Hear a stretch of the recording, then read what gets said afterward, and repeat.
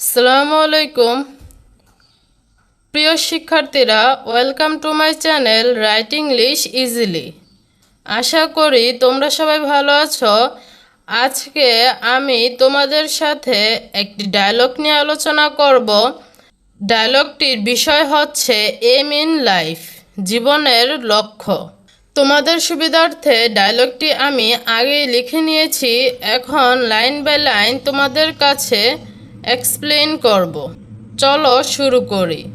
Myself, hello Noor, how are you? Hello Noor, তুমি কেমন আছো?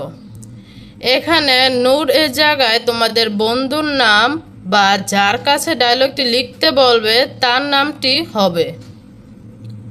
নূর, আই এম ফাইন, আমি ভালো আছি। And you? তুমি? Myself, I am also well, আমিও ভালো আছি। বাই দ্য ওয়ে, যাই হোক, what is your aim in life? তোমার জীবনের লক্ষ্য কি? এখানে এম শব্দের অর্থ লক্ষ্য।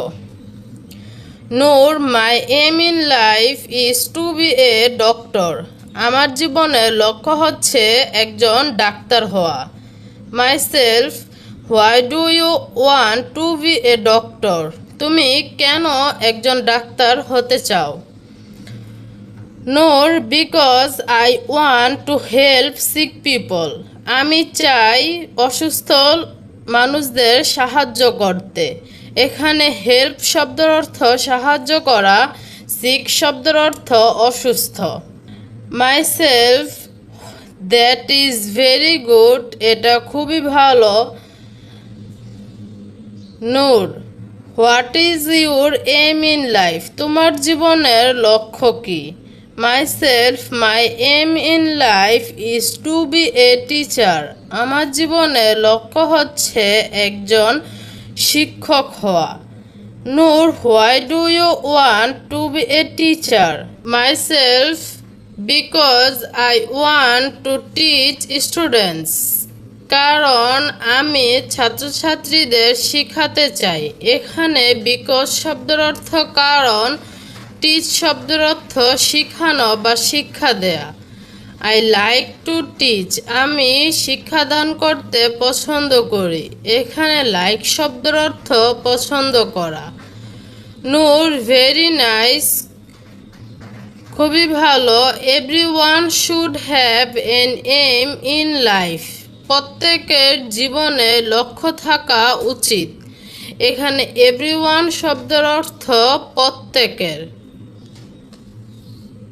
Myself, yes you are right, হ্যাঁ তুমি ঠিক বলছো।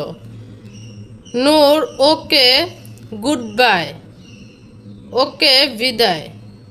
মাইসেলফ, গুড বাই, বিদায়।